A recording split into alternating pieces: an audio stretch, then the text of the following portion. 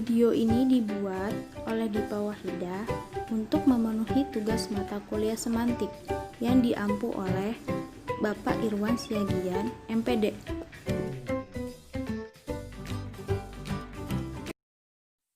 Video ini membahas tentang hakikat metafora, teori metafora, dan jenis-jenis metafora. Saya akan menjelaskan tentang pengertian metafora. Secara etimologis, kata metafora berasal dari bahasa Yunani, yaitu meta yang berarti di atas, dan perein yang berarti mengalihkan atau memindahkan. Dalam bahasa Yunani modern, kata metafora juga bermakna transfer atau transport. Dengan demikian, menurut Klase, tahun 2000 halaman 941 mengungkapkan bahwa metafora adalah pengalihan citra, makna, atau kualitas sebuah ungkapan kepada suatu ungkapan lain. Pengalihan tersebut dilakukan dengan cara merujuk ke suatu konsep lain untuk mengisyaratkan kesamaan, analogi, atau hubungan kedua konsep tersebut. Metafora termaksud dalam bahasa kiasan atau majas perbandingan, tetapi tidak mempergunakan kata pembanding. Jadi, metafora menerangkan suatu hal yang sama atau memiliki nilai yang sama dengan hal yang lain, tapi sebenarnya berbeda. Metafora pada dasarnya termaksud gaya bahasa yang banyak digunakan dalam komunikasi dengan bahasa. Metafora dapat dipandang sebagai bentuk kreativitas penggunaan bahasa. Jadi yang kreatif adalah penggunaannya.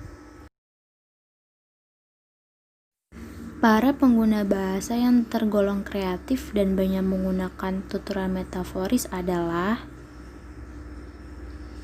sastrawan, wartawan, pencipta lagu, dan ilmuwan. Dengan landasan itu, dapat diyakini bahwa metafora banyak ditemukan dalam kehidupan sehari-hari, secara luas, dalam susastra, dalam lagu, dalam ragam berita, dunia ilmu, dan sebagainya. Pada dasarnya, metafora diciptakan berdasarkan persamaan antara dua satuan atau antara dua term. Persamaan itu dapat berkaitan dengan wujud fisiknya, atau dalam hal sebagian sifatnya atau karakternya, atau bahkan berdasarkan persepsi seseorang.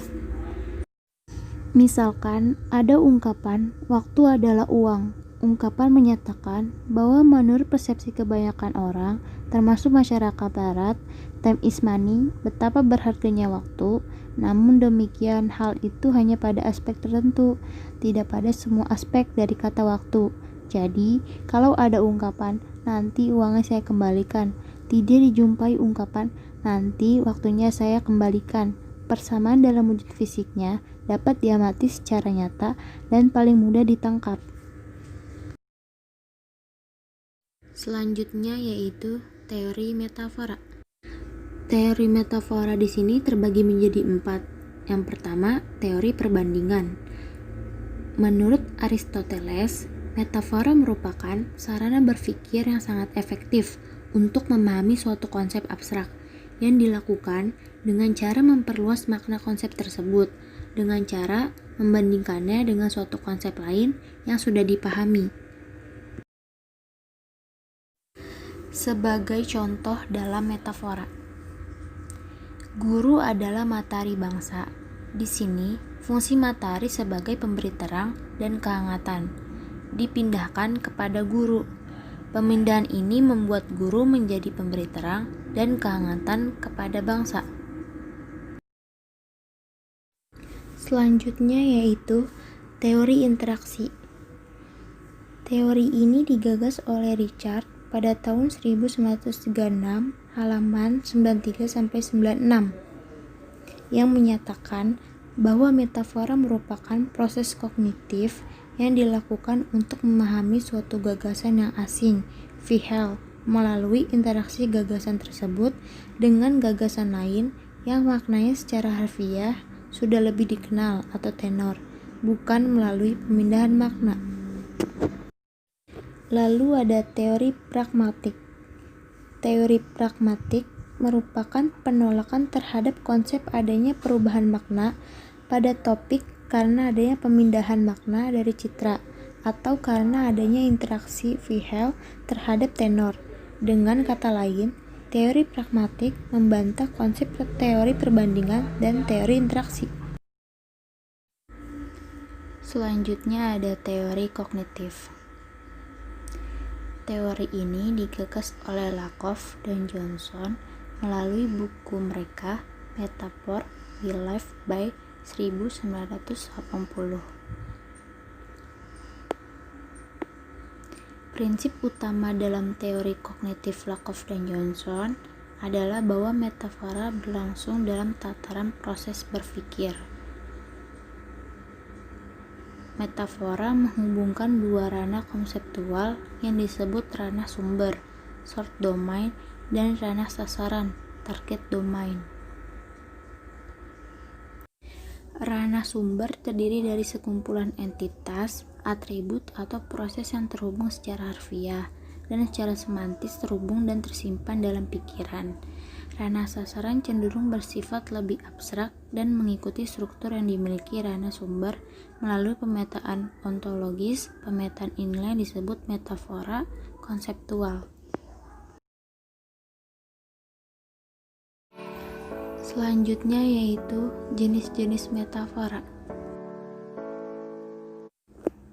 Berdasarkan pilihan citranya sendiri, menurut Parere tahun 2004 halaman 119, metafora dibedakan atas 4 kelompok, yaitu metafora bercitra antropomorfik. Digunakan untuk membandingkan kemiripan pengalaman dengan apa yang terdapat dalam dirinya atau tubuh pemakai metafora.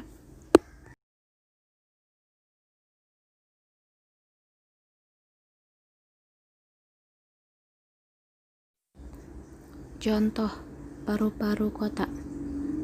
Tuturan itu dikenakan pada hutan atau wilayah hijau atau taman pada sebuah kota.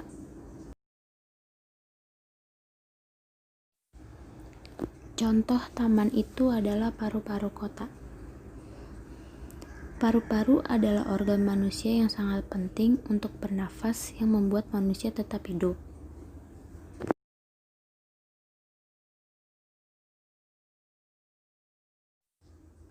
Di sini, paru-paru dipakai untuk mengacu pada taman atau wilayah hijau di suatu perkotaan.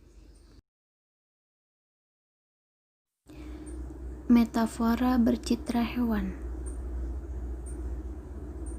digunakan untuk menggambarkan satu kondisi atau kenyataan di alam pengalaman pemakai bahasa. Contoh, cocor bebek dan buah naga.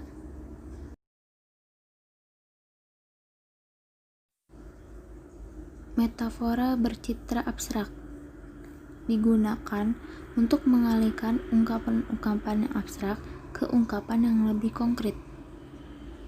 Contoh, anak emas diartikan sebagai anak yang dibanggakan.